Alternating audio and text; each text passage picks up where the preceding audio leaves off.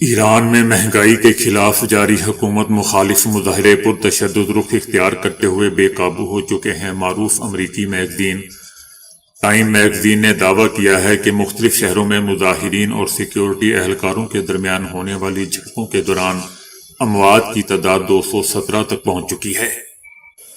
گزشتہ رات سے احتجاج میں مزید شدت دیکھنے میں آئی ہے، جس کے دوران متعدد شہروں میں شدید جھڑپیں ہوئی ہیں۔ مظاہرین نے مختلف علاقوں میں توڑ پھوڑ کی اور سرکاری اور عوامی عملہ کو نشانہ بھی بنایا۔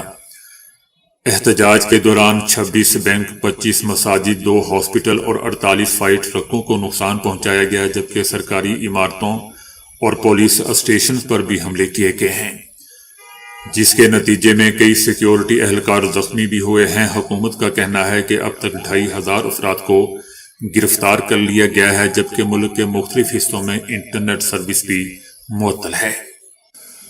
ٹائم میگزین کا کہنا ہے کہ دارالحکومت تہران کے ایک ہاسپٹل میں 217 مظاہرین کی اموات کی تصدیق ہوئی ہے، جن میں سے بیشتر افراد گولی لگنے سے مارے گئے ہیں، جبکہ ایران کی سرکاری حکومت کا کہنا ہے کہ ابھی تک ہلاکتوں کی تعداد، اموات کی تعداد 47 ہے، جبکہ ٹائم میگزین 217 افراد کی اموات بتا رہا ہے، جبکہ انٹرنیشنل انسانی حقوق کی تنظیموں کا کہنا ہے کہ اب تک کم از کم 63 افراد مارے گئے ہیں، جن میں 49 عام شہری شامل ہیں۔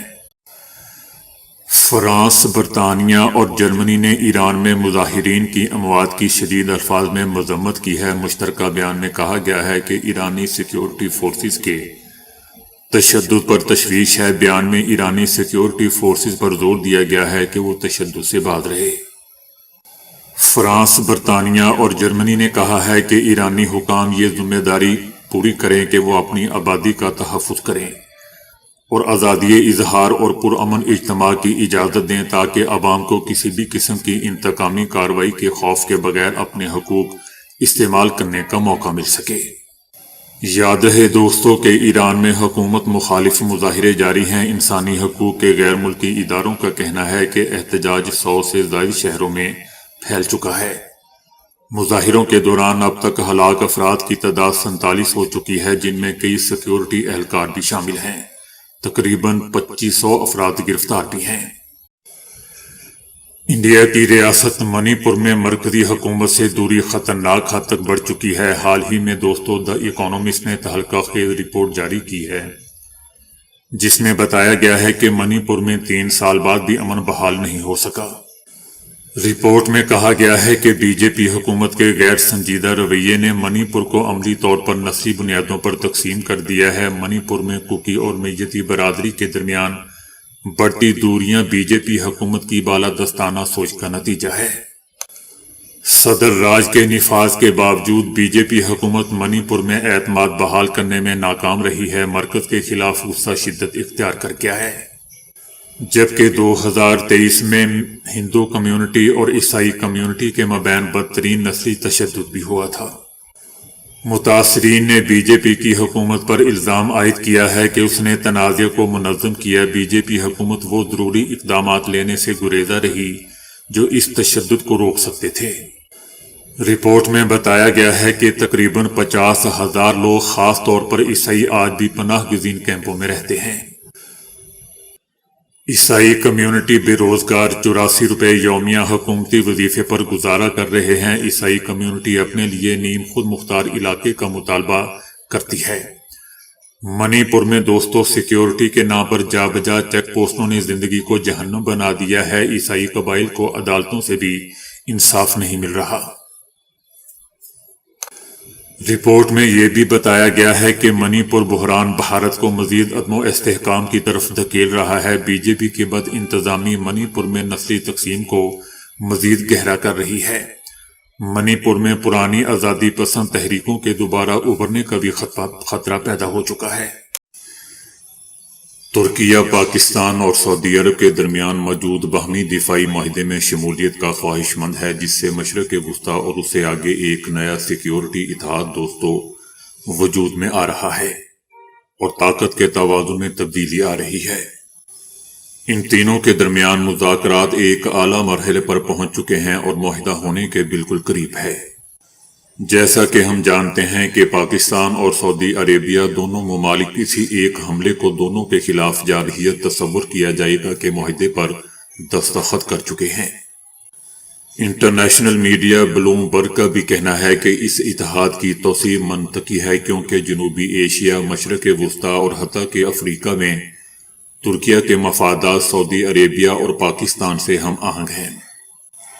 ترکیہ اس معاہدے کو سیکیورٹی اور دفاعی صلاحیت مضبوط بنانے کے ایک ذریعے کے طور پر دیکھ رہا ہے، خاص طور پر دوستو ایسے وقت میں جب امریکہ کی قابل اعتماد حیثیت اور صدر ٹرمپ کے نیٹو سے وابستگی پر سوالات اٹھائے جا رہے ہیں۔ حالانکہ امریکہ کے تینوں ممالک سے مضبوط عسکری تعلقات بھی ہیں۔ اس اتحاد میں سعودی عربیہ کی مالی طاقت، پاکستان کی جوہری صلاحیت، بیلسٹک میزائل اور افرادی قوت، جبکہ ترکیہ کا عسکری تجربہ اور ترقی یافتہ دفاعی صنعت شامل ہے۔ بلوم برگ کا کہنا ہے کہ جب امریکہ خطے میں اپنے اور اسرائیل کے مفادات کو ترجیح دے رہا ہے تو بدلتی صورتحال اور علاقائی تنازعات کے اثرات ممالک کو نئے اتحاد اور سیکیورٹی میکانزم بنانے پر مجبور کر رہے ہیں۔ انٹرنیشنل میڈیا بلوم برگ کا دوستو یہ بھی کہنا ہے کہ اگر ترکیہ اس اتحاد میں شامل ہوتا ہے تو یہ سعودی عربیہ کے ساتھ تعلقات میں ایک نئے دور کی نشاندہی کرے گا۔ برسوں کی کشیدگی کے بعد دونوں ممالک اقتصادی اور دفاعی تعاون کو فروغ دے رہے ہیں اور اسی ہفتے ترکی میں پہلا بحری اجلاس بھی منعقد ہوا۔ اور دوستو میں یہ بھی بتاتا چلا جاؤں کہ سعودی عربیہ اور ترکی دونوں ایران کے حوالے سے درینہ خدشات رکھتے ہیں اور طاقت کے استعمال کی بجائے سفارتی روابط کو ترجیح دے رہے ہیں۔ بلوم برگ کا یہ بھی کہنا ہے کہ ترکیہ پاکستان نیوی کے لیے جنگی جہاز تیار کر رہا ہے اور پاکستان فضائیہ کے F-16 طیاروں کی اپ گریڈیشن میں بھی شریک ہے۔ اس کے علاوہ ترکیہ دونوں ممالک کے ساتھ ڈرون ٹیکنالوجی بھی شیئر کر رہا ہے۔ یہ تین ملکی دفاعی مذاکرات پاکستان اور بھارت کے درمیان مئی میں ہونے والی 4 روزہ فوجی جھڑپ کے بعد طے پانے والی جنگ بندی کے تناظر میں سامنے آئے ہیں۔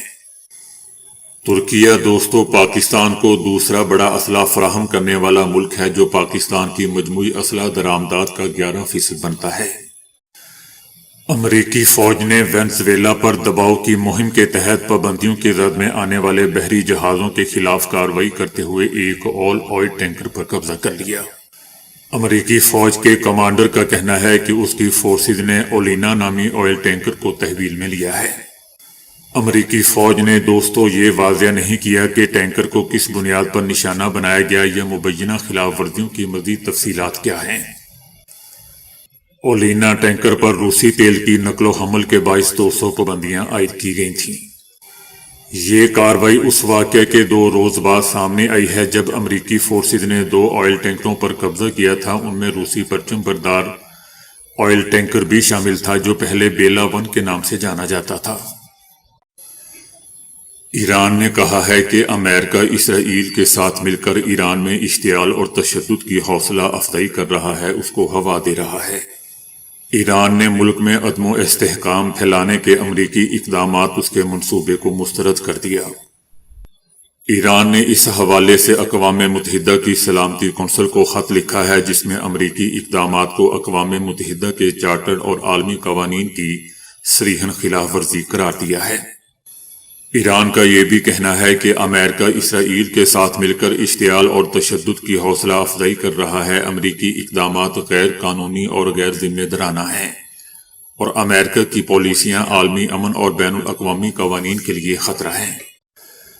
ایران کے سابق بادشاہ کے جلا وطن بیٹے رضا پہلوی نے جمعے کے روز امریکی صدر ٹرمپ سے اپیل کی ہے کہ وہ ایران میں جاری احتجاج کے تناظر میں فوری مداخلت کریں۔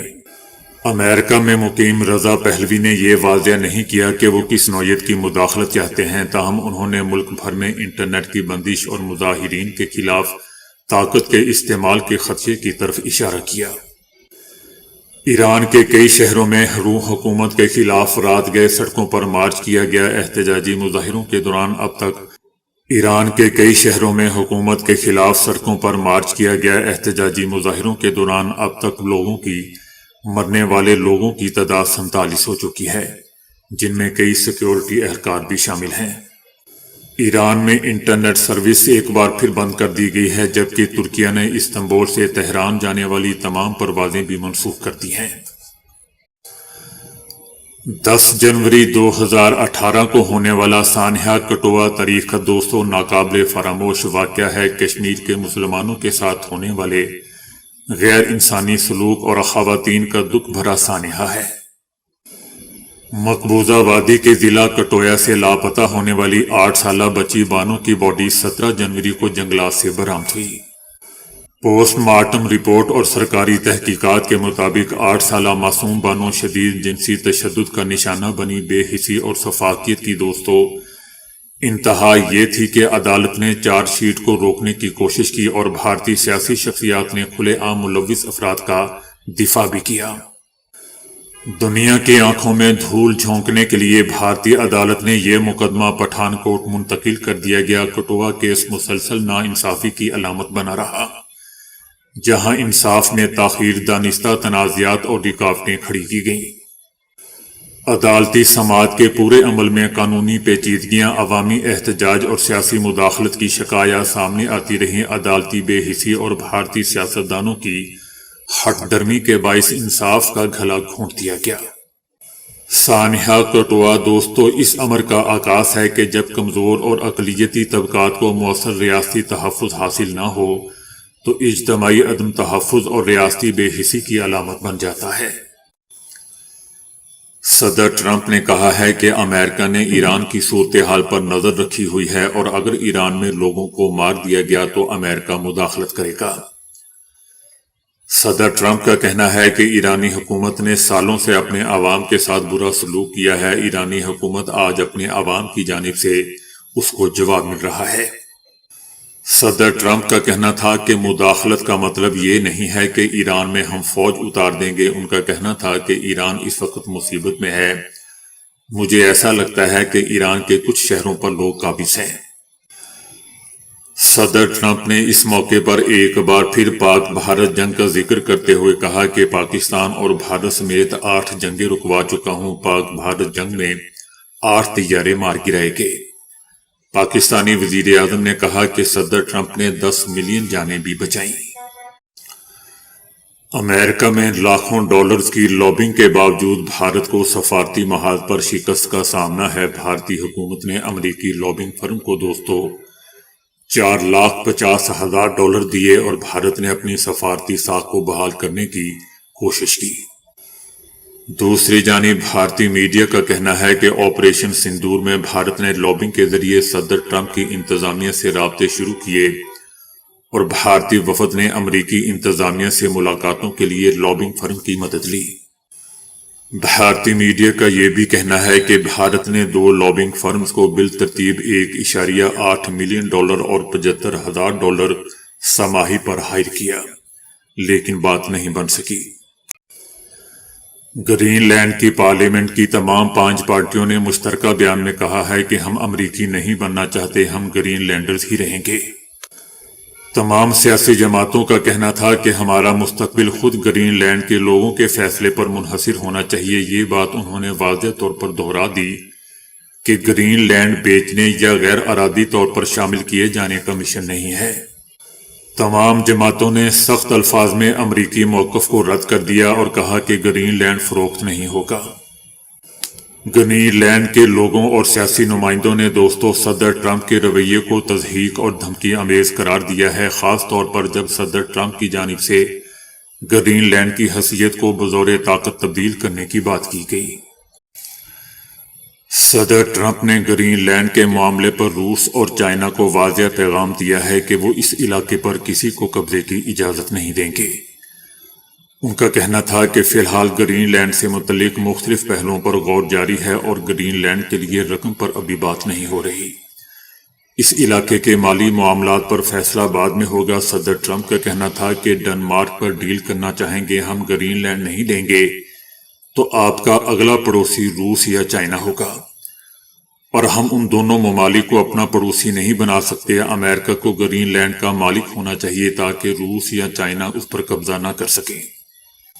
صدر ٹرمپ کا کہنا تھا کہ وینزویلا اور امریکہ کے پاس دنیا کا 55% تیل ہے اور روس اور چائنا وہ تمام تیل خرید سکتے ہیں جو وہ امریکہ یا وینزویلا سے چاہتے ہیں۔